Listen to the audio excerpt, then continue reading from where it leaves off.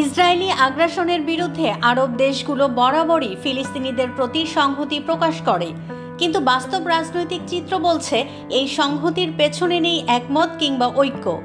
Jordan, মিশর, Lebanon যে দেশগুলো একসময় ফিলিস্তিনিদের আশ্রয় দিয়েছে, তারাই আবার রাজনৈতিক কিংবা নিরাপত্তাজনিত কারণে সম্পর্ক ছিন্ন করেছে, কখনো হয়েছে সংঘর্ষে লিপ্ত।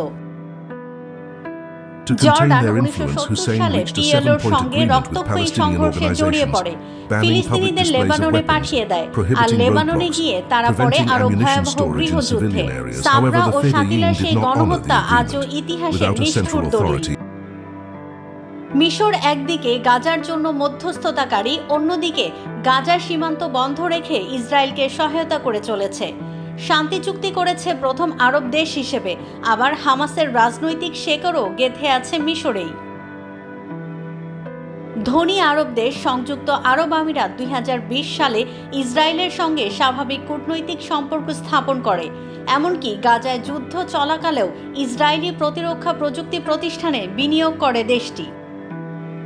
সুদান ইসরায়েলকে 3 না বলার দেশ থেকে পরিণত হয়েছে কূটনৈতিক মিত্রে, ট্রাম্প প্রশাসনের শর্তে সন্ত্রাসবাদের তালিকা থেকে নাম কাটাতে গিয়ে। কুয়েত ও ইরাকেও দেখা গেছে রাজনৈতিক অবস্থানের নাটকীয় পরিবর্তন। কুয়েত আরাফাতকে আশ্রয় দিলেও পরে লাখো ফিলিস্তিনিকে বিতাড়িত করে। ইরাক সাদ্দামের আমলে ছিল ফিলিস্তিনিদের জন্য স্বর্গ, পরে হয়ে যায় বিভীষিকা। সব মিলিয়ে মুখে ফিলিস্তিনিদের প্রতি সমর্থন থাকলেও আরব দেশগুলোর অবস্থান জটিল, দ্বিধান্বিত ও অনেকাংশে স্ববিরোধী। ফলে ফিলিস্তিনিরা আশ্রয় তো পায়, কিন্তু অধিকার পায় না স্থায়ী সমর্থনও। এই বিভক্তি শুধু ফিলিস্তিনিদের দুর্দশাই বাড়ায় না, মধ্যপ্রাচ্যেও স্থায়ী শান্তি প্রতিষ্ঠাকে করে তোলে আরও দুরূহ।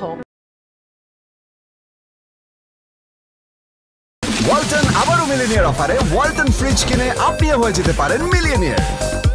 মিলিনিয়ার ছড়াছড়ি দেশ জুড়ে, এটা শুধু ওয়ালটনই পারে।